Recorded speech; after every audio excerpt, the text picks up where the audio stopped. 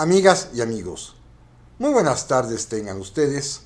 Los saluda con el afecto de siempre José Manuel Villalpando aquí en una emisión más de su programa, La Historia que Quiero Vivir, que, como ustedes bien saben y mucho se los agradezco, está disponible para que ustedes lo vean, lo escuchen este sábado, como todos los sábados, en punto de las 5 de la tarde. Sí, a las 17 horas exactamente de los sábados aparece, se sube, está disponible el programa que corresponde a cada semana, a cada 8 días, lo cual no es obstáculo para que el día que ustedes quieran, cuando puedan, cuando gusten, a la hora que lo deseen, puedan ustedes visitar el canal de YouTube de José Manuel Villalpando, valga la redundancia, donde encontrarán literalmente, siempre lo digo, más de medio millar de programas anteriores. Eso sí, el que corresponde a cada semana aparece los sábados a las 5 de la tarde en puntito.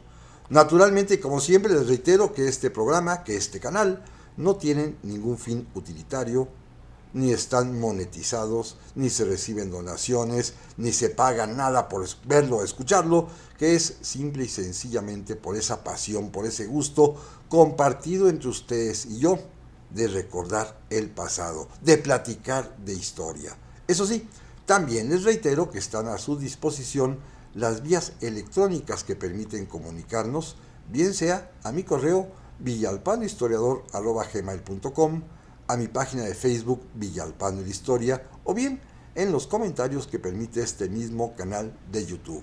Y no se diga más, amigas y amigos, agradeciendo como siempre su presencia, su compañía, el estar juntos.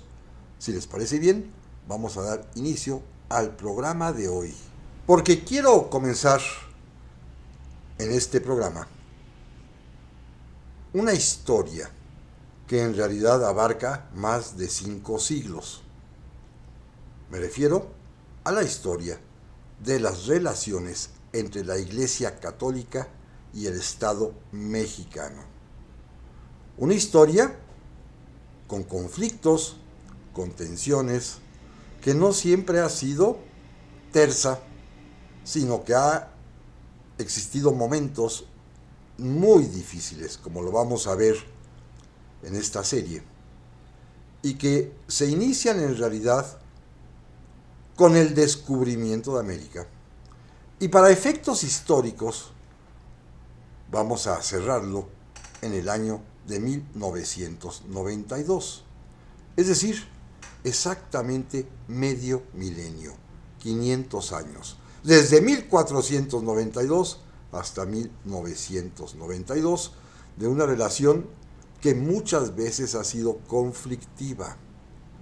Evidentemente no voy a platicar ni a detenerme en los momentos de paz y de tranquilidad, sino que quiero, en esta breve historia, esta breve síntesis, referirme a aquellos puntos álgidos, aquellos momentos difíciles, cuando dos grandes fuerzas, el Estado y la Iglesia, y cuando digo Estado también me refiero al Estado virreinal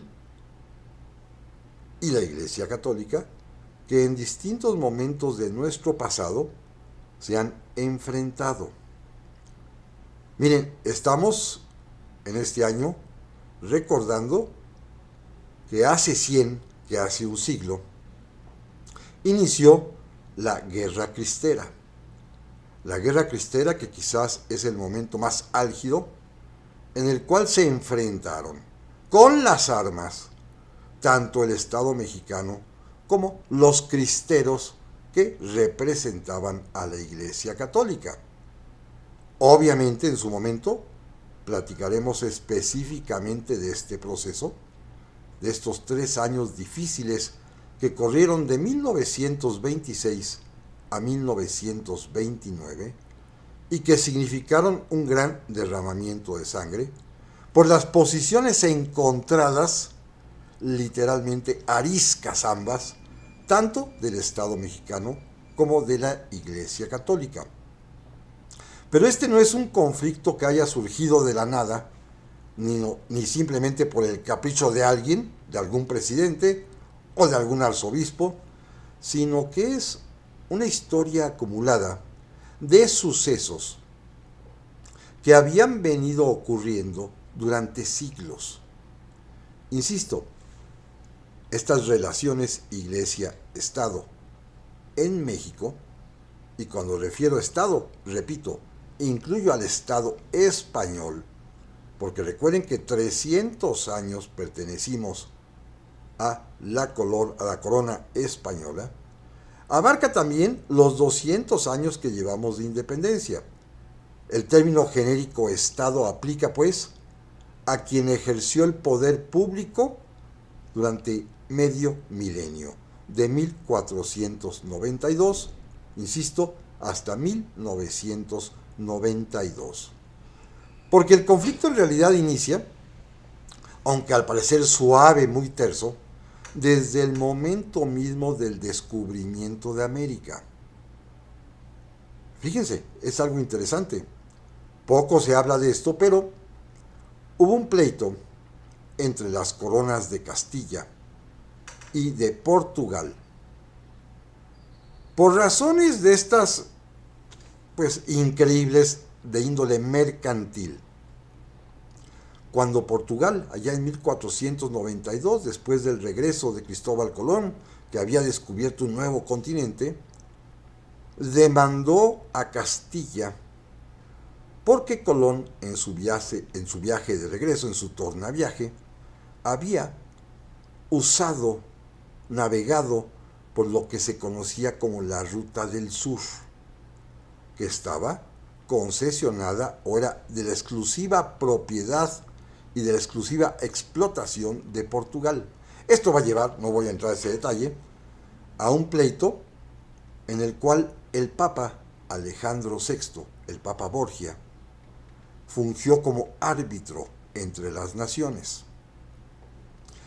Y finalmente el Papa Borgia, que como todos sabemos, había sido preceptor y maestro del rey Fernando de Aragón, esposo de Isabel la Católica, resolvió partir el mundo nuevo, ese nuevo mundo descubierto de lo que después se llamará América, en dos.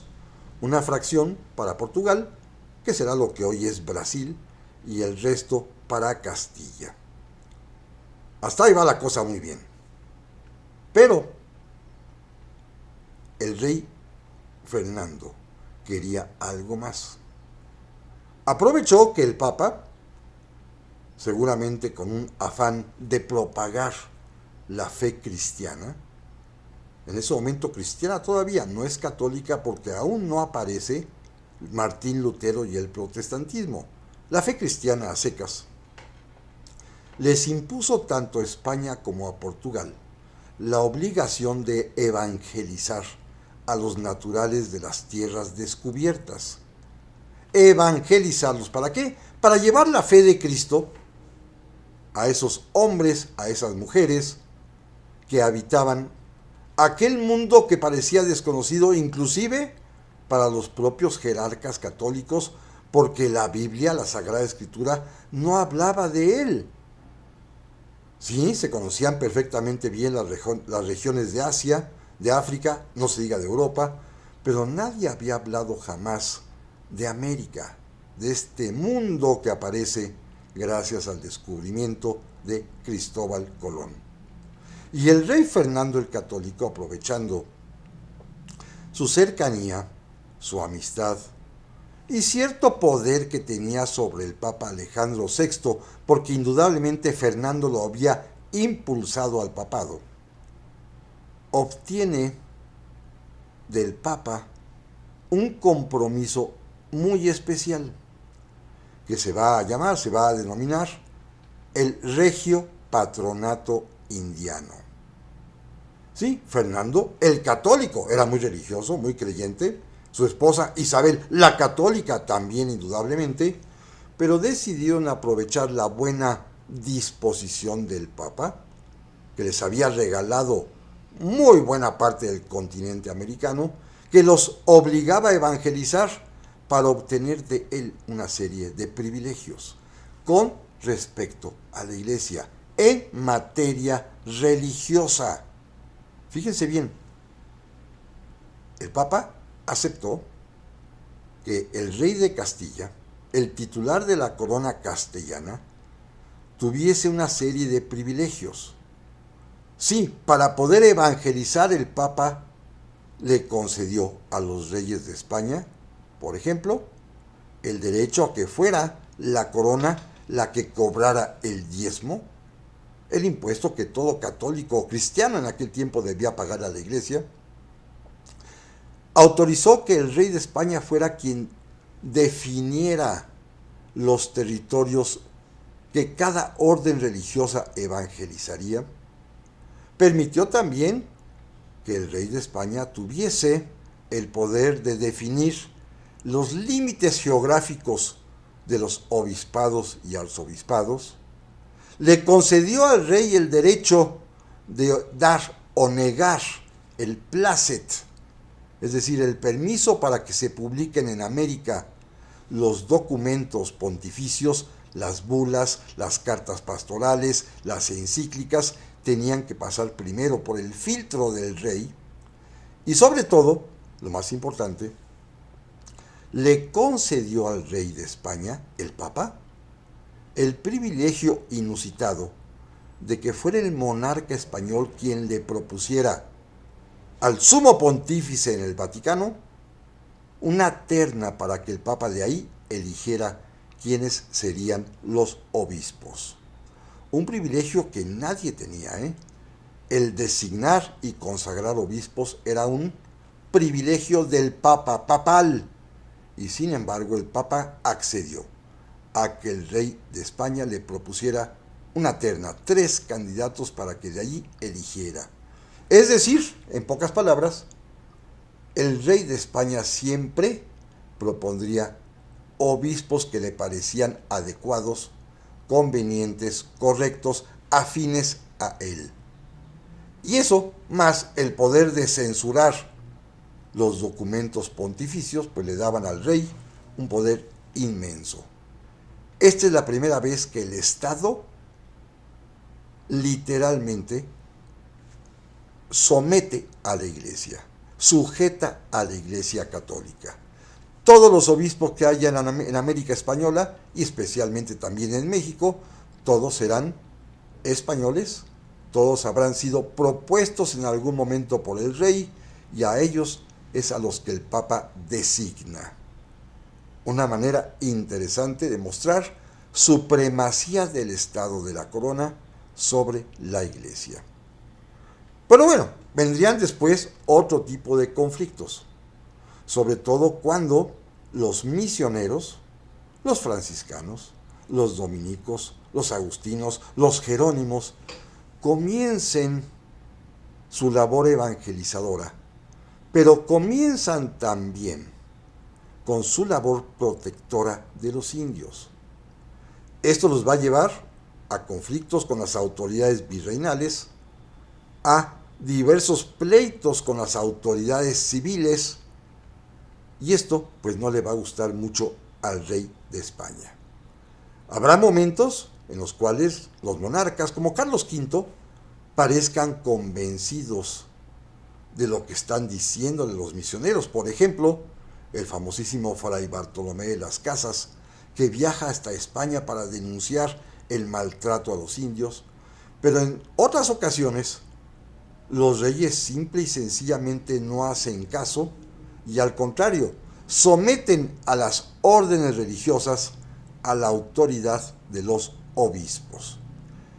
Muy al principio de la conquista, en los primeros años después de ella, habrá muchísimos episodios, en el caso mexicano, en que los franciscanos tienen que pelear ante el rey para poder continuar con su labor evangelizadora.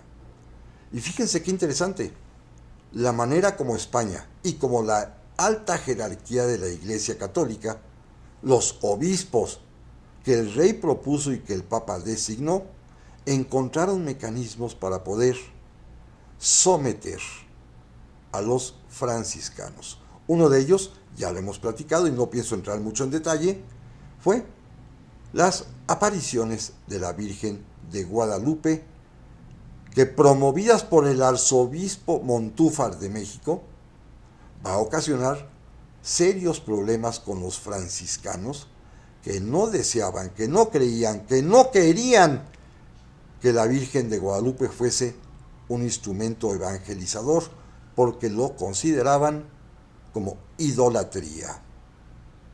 Y bueno, por supuesto, esta unión que existía entre el alto clero, es decir, la jerarquía, es decir, los obispos y arzobispos, para poder controlar al bajo clero, a los sacerdotes comunes y corrientes y a los misioneros, a los frailes de las diversas órdenes religiosas, va a llegar a su punto de esplendor en los famosos concilios de Trento, cuando, para combatir al protestantismo de Lutero y de Calvino, la Iglesia Católica toma una serie de medidas aprobadas por los monarcas, particularmente los de España, para imponer disciplina teológica, disciplina en materia de conocimientos, en materia de doctrina,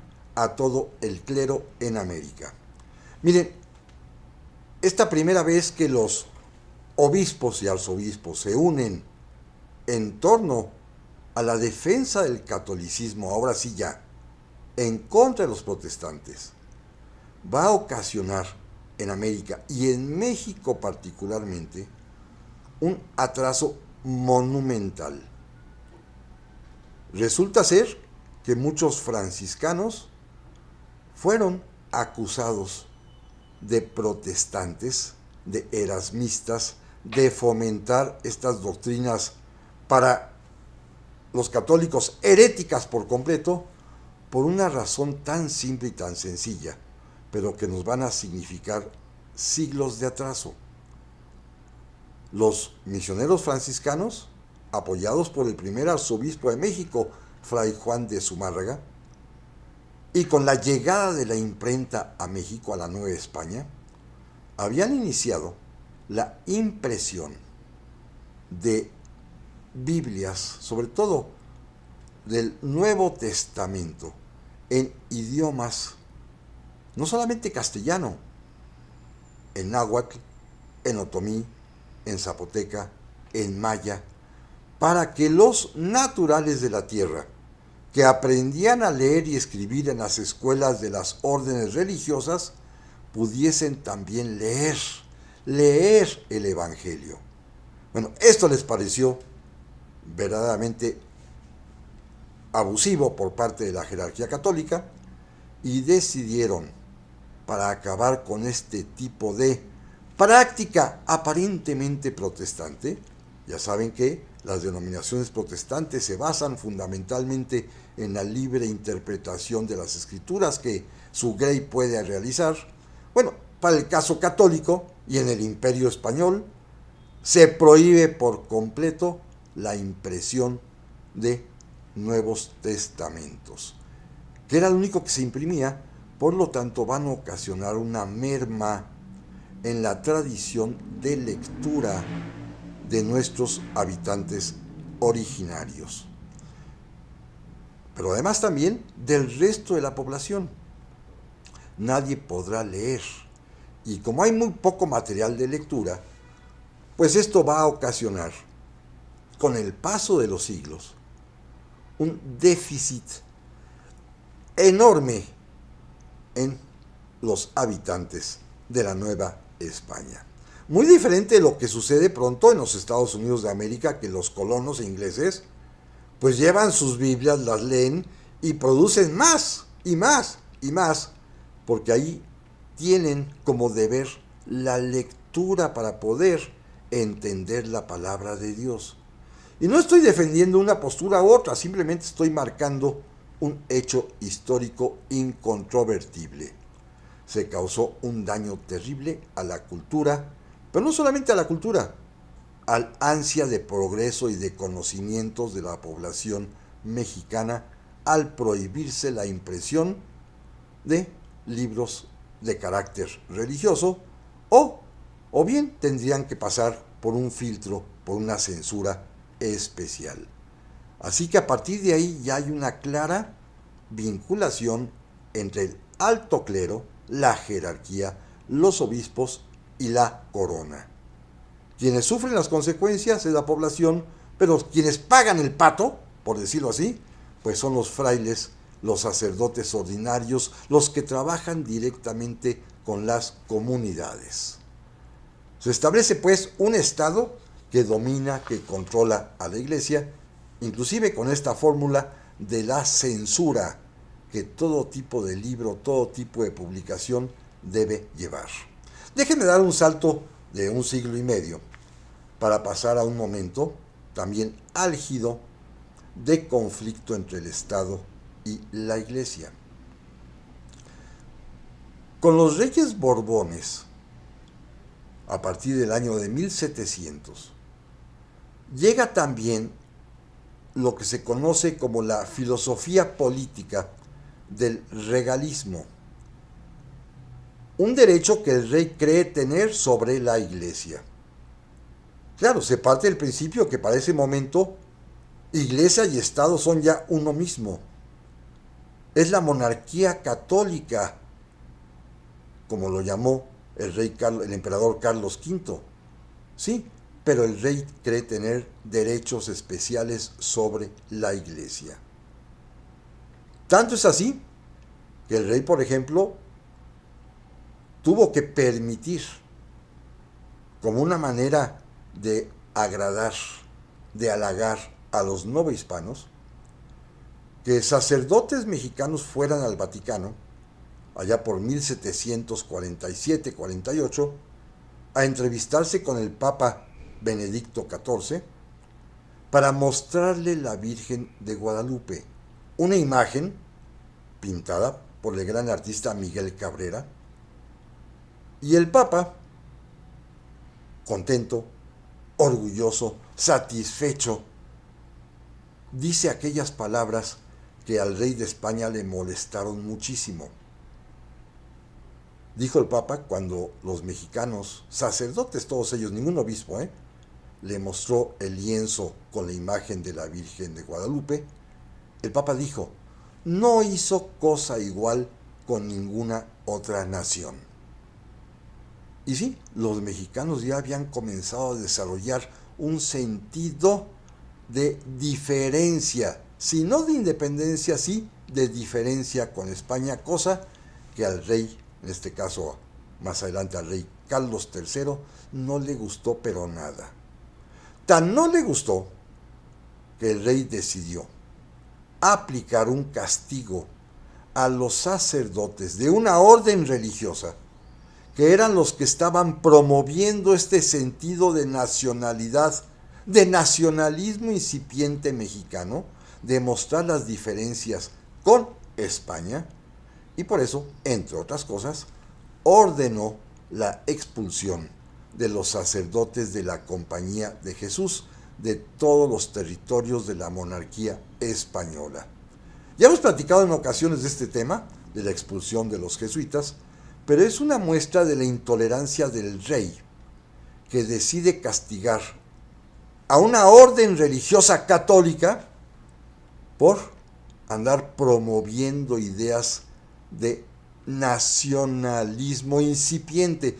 Todavía no es de separación ni de independencia, sino simplemente de orgullo nacional de los distintos pueblos americanos, especialmente el de la Nueva España, que tenía a su favor la aparición de la Virgen de Guadalupe y ese orgullo de que México también le había dado ya un santo católico al mundo, San Felipe de Jesús.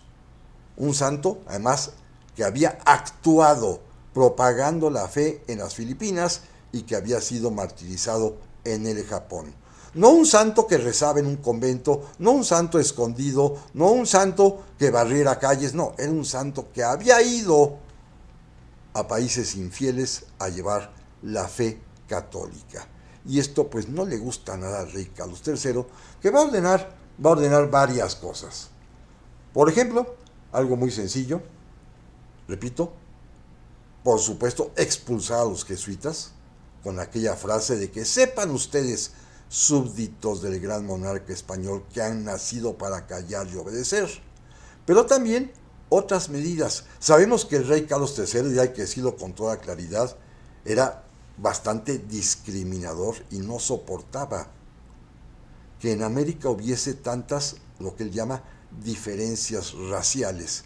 Y por eso, como lo hemos visto en los museos, es él quien ordena el pintar esos cuadros que muestran las diferencias de las castas. Aquellos que definen que español con española nace un español, que de español con indio nace un mestizo, que de español con negro nace un mulato. En fin, todo esto lo manda a hacer Carlos III, que no soporta que suceda en sus dominios, y por ello va a dictar una ley tremendamente ofensiva para la población, pero que también dañó a la Iglesia, la famosa Real Pragmática de Matrimonios.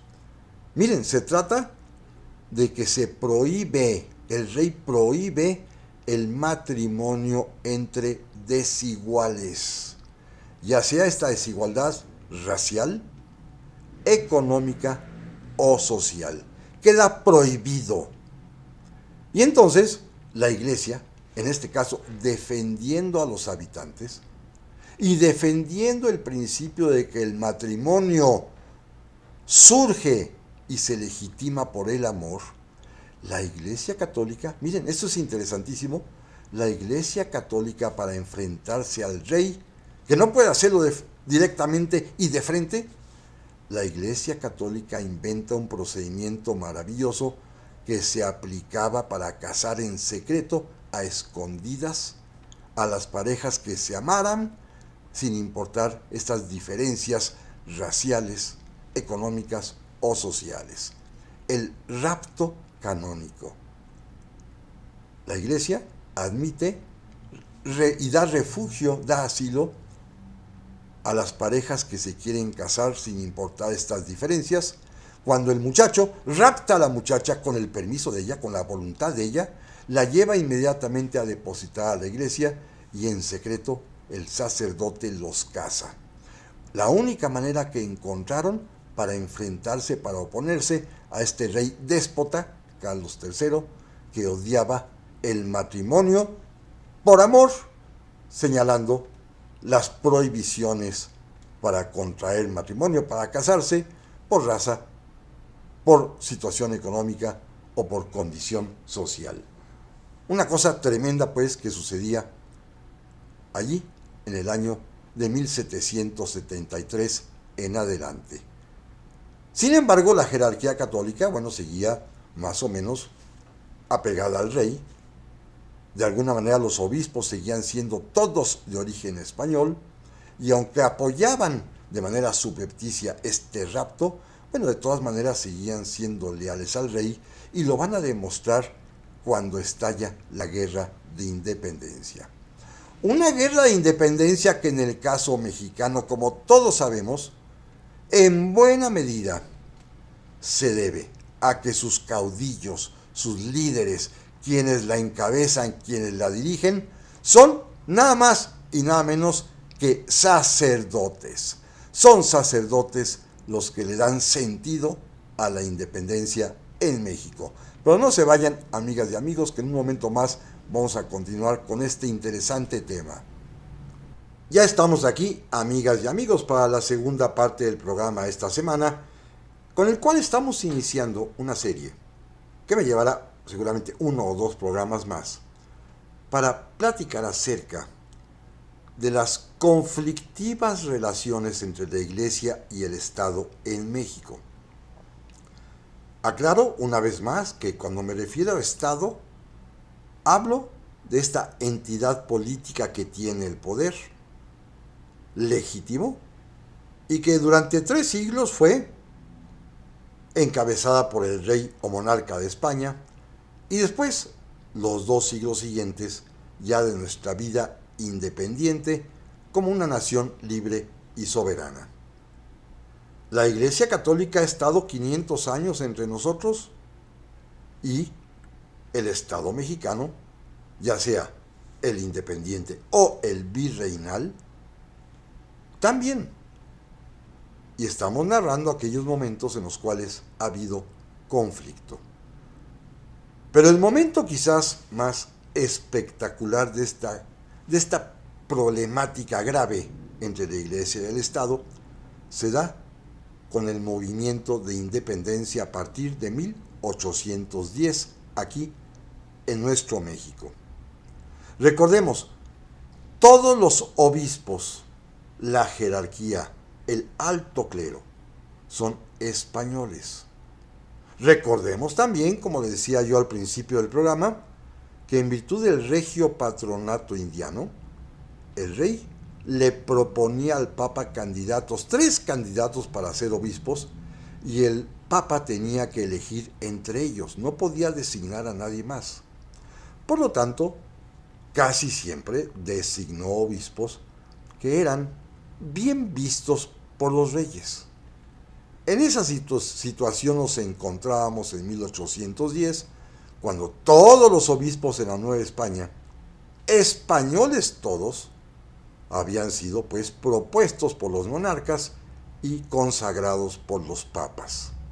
Y de pronto estalla un movimiento encabezado por sacerdotes caudillos, sacerdotes de lo que se conocía entonces como el bajo clero, sacerdotes comunes y corrientes, ordinarios. En nuestra historia, decenas de ellos participaron del lado insurgente en la Guerra de Independencia, y obviamente todos recordamos particular y especialmente a 2 de ellos y alguno más. Por supuesto, el iniciador, el sacerdote de nombre Miguel Hidalgo y Costilla. Después, al continuador y gran estadista de la independencia, el también sacerdote José María Morelos y Pavón. Y bueno, y algunos otros como por ejemplo, ese sacerdote estratega militar, Mariano Matamoros. Los 3 sacerdotes, los 3 criollos, Morelos, mulato, los 3 párrocos en distintos lugares del territorio de la Nueva España, los 3 cercanos a su gente, a su feligresía, hoy diríamos cercanos al pueblo. Los 3 habían tenido que atender las necesidades directas de la población en sus problemas vitales. Los 3, por supuesto, sentían y conocían la necesidad política, económica, pero también de dignidad, de separarse ya de España. Y los 3, cuando se levanten en armas, obviamente van a enfrentar al poder armado de los realistas, pero también van a enfrentar al poder espiritual de los obispos. Los tres, Hidalgo, Morelos, Matamoros y varios otros sacerdotes más, fueron excomulgados. Los obispos fulminaron excomunión en contra de ellos, y es más, cuando sean capturados, además de los procesos militares a los que serán sometidos, también la propia Iglesia los someterá a un proceso de degradación, quitarles el carácter de sacerdotes, quitarles lo que se llamaba entonces el fuero eclesiástico. La Iglesia misma pues estaba en pugna.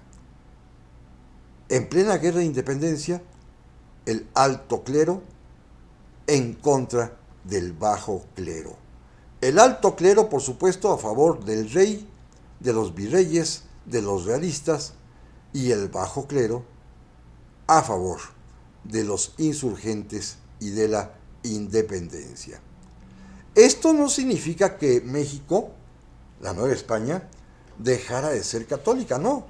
Simplemente muestra que la propia Iglesia, había en ella divisiones de tipo dogmático, de tipo inclusive teológico, de tipo de moral, porque el bajo clero apoyaba a los insurgentes y el alto clero a los realistas. ¿Quién salió vencedor? Bueno, en un principio, por supuesto, el alto clero, porque logró aniquilar casi por completo al movimiento insurgente a partir de la muerte en 1815, en diciembre, de José María Morelos y Pavón. Pero esto, sin embargo, va a cambiar, y 5 años después, cuando se consuma la independencia, nuevamente el bajo clero, esta vez ya con la idea del Plan de Iguala, en el cual Agustín Iturbide, con mucha buena mano política, anunció entre las 3 garantías, una de ellas, la que se representa con el color blanco, la garantía de la religión. ¿Sabían entonces que un México independiente seguiría siendo católico? Y nuevamente el bajo clero apoyó el movimiento trigarante. Se consuma la independencia y al poco tiempo los obispos, fíjense, este es un punto interesantísimo, los obispos, todos ellos españoles, los que estaban en posibilidad y no tenían problemas de salud o de ancianidad, recibieron la orden de salir del México independiente y retornar a España. ¿Por qué? Porque la Iglesia española, el alto clero allá en España, es aliada del rey Fernando VII. Y si el rey no reconoce la independencia de México, la Iglesia, el alto clero español, decidió tampoco hacerlo. Y dejaron a México sin obispos. Ahorita comentaré qué importante y qué trascendente y qué dramática es esta medida. Pero México consuma su independencia y México decide hacer, al poco tiempo, en 1824, decide hacer gala de su condición de una nación católica. Fíjense qué importante.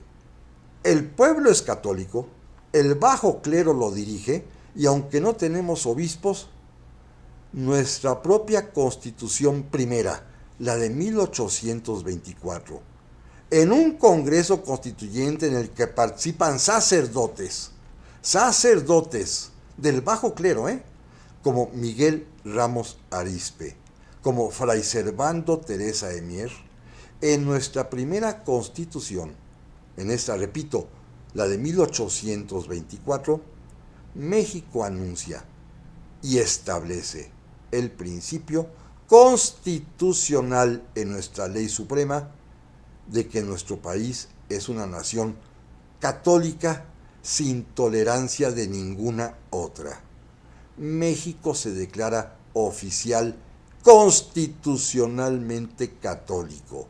Somos una nación católica, así lo establece nuestra primera Constitución, y nuestro primer presidente, que adoptó además un nombre sumamente católico, Guadalupe Victoria, por supuesto en homenaje a la Virgen de Guadalupe, y por supuesto porque ella nos llevaría a la victoria, a la independencia finalmente.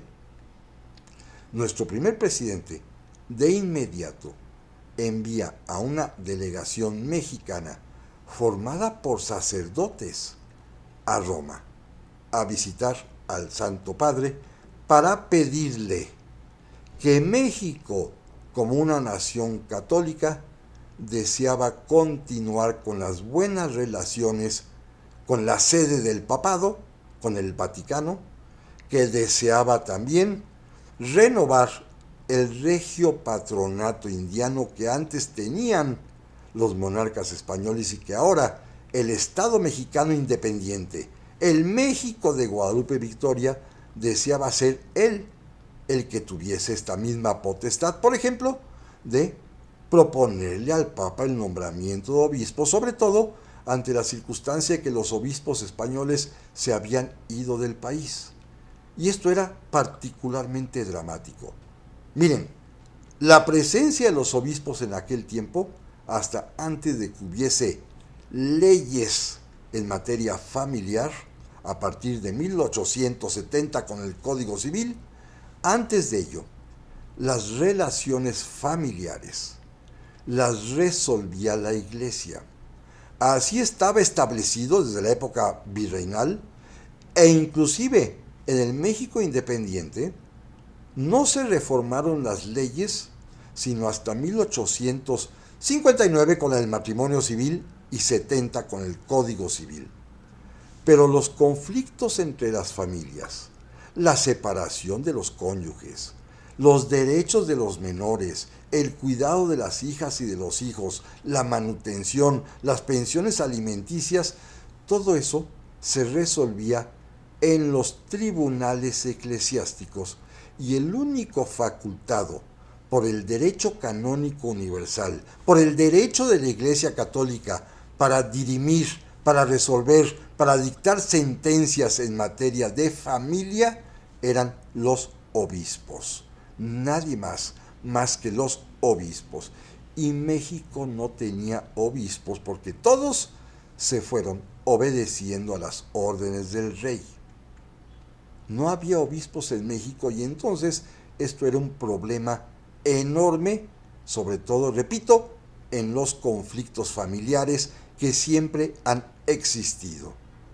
El único que podía resolverlos, dirimirlos, sentenciar, fallar y dictar una resolución era el obispo, y en México no había obispos.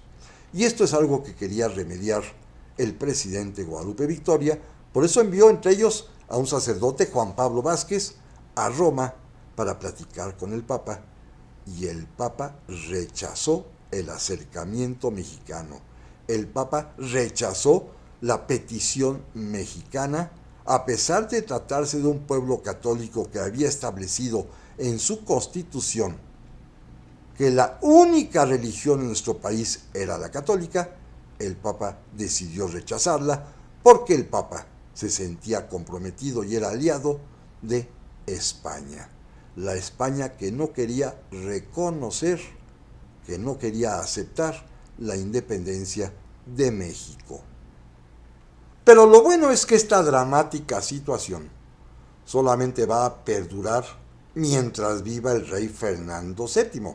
Porque una vez que fallece ya allá por 1838, México va a restablecer relaciones con España.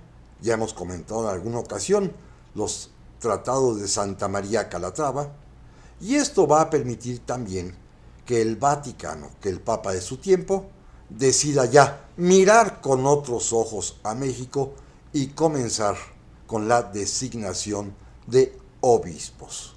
Con esto, pues se aligera el problema que en materia familiar había causado la carencia, la ausencia de obispos, y esta vez ya el Papa acepta nombrar obispos mexicanos. Claro, no propuestos por el gobierno, nunca habrá un regio patronato, un concordato, como se dice en términos modernos, con el Estado Vaticano, sino que el Papa elige a partir de las recomendaciones de otros clérigos que conocen el ambiente mexicano, sobre todo de sacerdotes mexicanos que han estudiado en Roma. En fin, a ellos los promueve, pero el caso está que por lo menos se alivia la presión y a partir de 1838 ya comienza a haber de nueva cuenta obispos en México.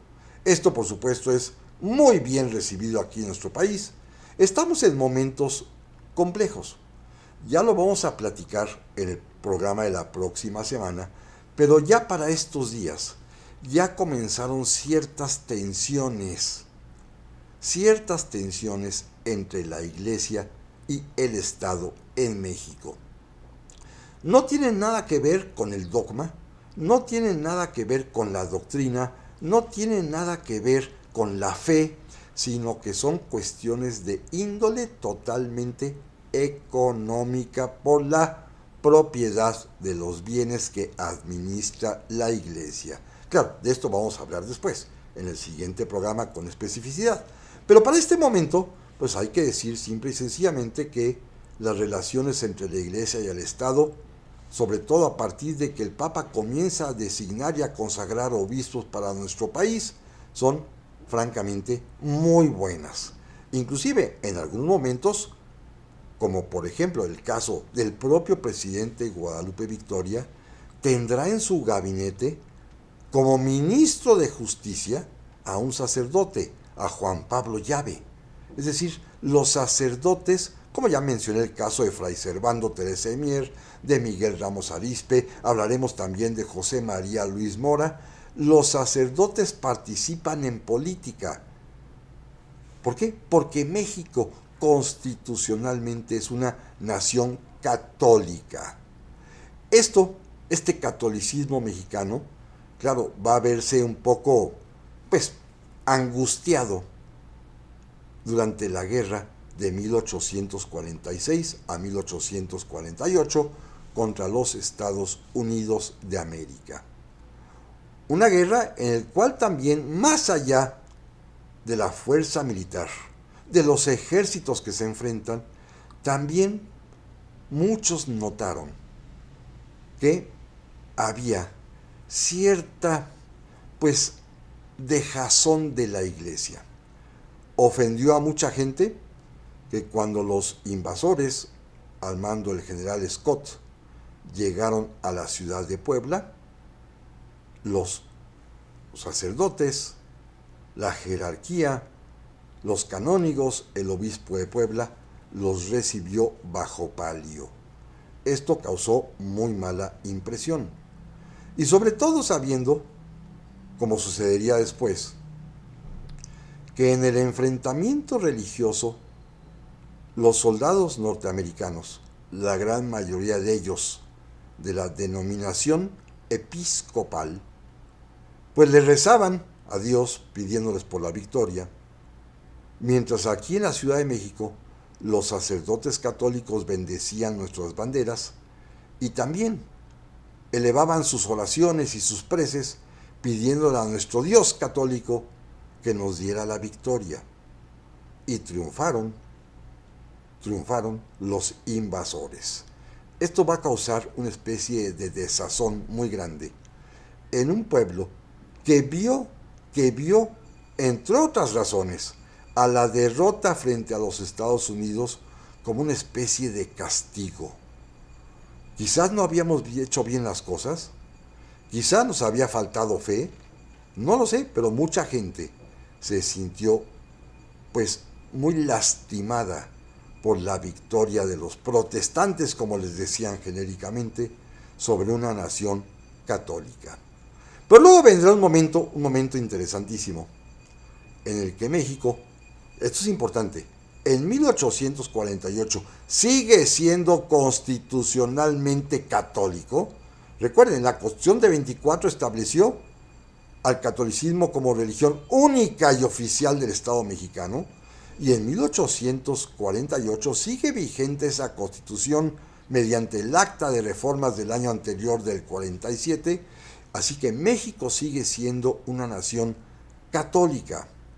Y a México llegan noticias de que hay una revolución en la península italiana, en los estados pontificios, que entonces gobierna el Papa Pío IX, una revolución que ha afectado enormemente a la Iglesia Católica Romana, una revolución, entre ellos encabezada por el famoso guerrillero Giuseppe Garibaldi, que ha obligado al Papa a huir de la ciudad de Roma, a refugiarse en una orillita del puerto de Nápoles, en el castillo de Gaeta, y en donde el Papa está sitiado, está literalmente amordazado, amenazado. Y México,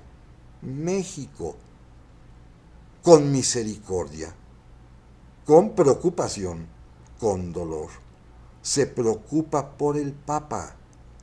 Y el presidente de la República en 1848, José Joaquín de Herrera, y su secretario de Relaciones Exteriores, Mariano Otero, deciden, fíjense bien, deciden ayudar al Papa.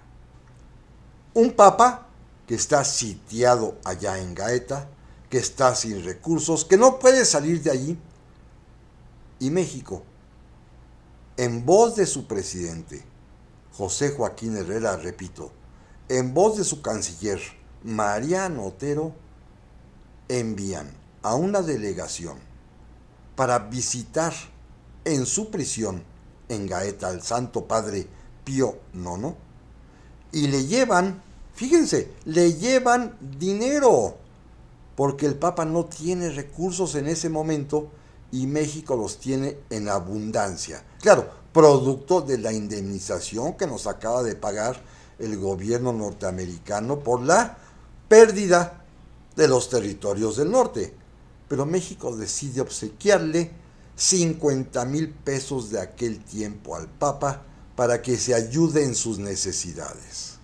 Pero además llevan indicaciones concretas del presidente y del canciller de decirle al Papa que sería bienvenido en México, que nada haría más felices a los mexicanos que ver en la roca del Tepeyac, es decir, en la Basílica de Guadalupe, unidos al Santo Padre y a nuestra Virgen Guadalupana.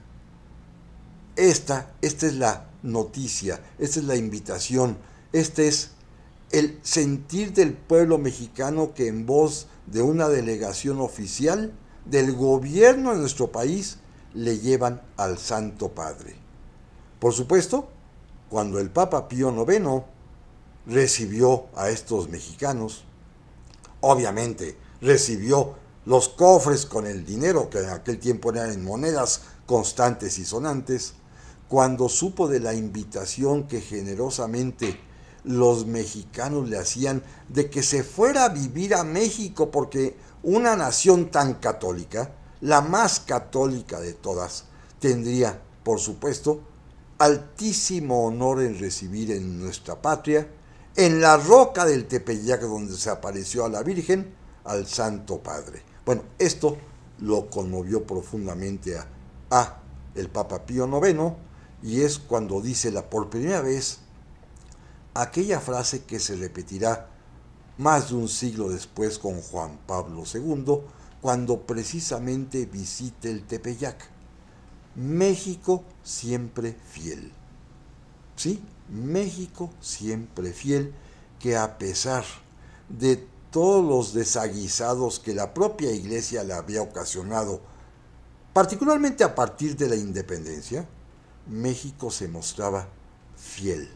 México se mostraba totalmente leal a la religión católica, porque inclusive así lo expresaba, así lo decía, así lo mandataba su propia Constitución. Es pues un momento luminoso en las relaciones entre la Iglesia y el Estado de México, el saber que contamos con una nación católica que inclusive se permite este gesto de invitar al Santo Padre para que libre venga a vivir aquí a México. Inclusive le enviamos limosna en dinero, y es una relación que lamentablemente se va a echar a perder más adelante, en buena medida, y lo digo con toda conciencia, por la tosudez de los obispos mexicanos. En unos cuantos años más iniciarán los movimientos liberales revolucionarios en México, y, como lo vamos a platicar con mucho detalle, preocupados por el cariz económico, que ya en alguna ocasión en este mismo programa hablamos largo y tendido en 5 episodios diferentes sobre los bienes de la Iglesia, decidieron incorporar a la Constitución la famosísima ley de desamortización. Es un tema que voy a platicar con detalle la semana próxima, si Dios me lo permite, pero simplemente déjenme decirles que el rompimiento se da cuando los obispos mexicanos, que no les gusta nada esta ley de desamortización, incorporada a la Constitución del 57, llegan a decir que la Constitución es herética y que quien la jure o lo obedezca está excomulgado, porque un católico, dicen los obispos, sabe perfectamente bien que el poder dimana de Dios y la Constitución dice que el poder dimana del pueblo.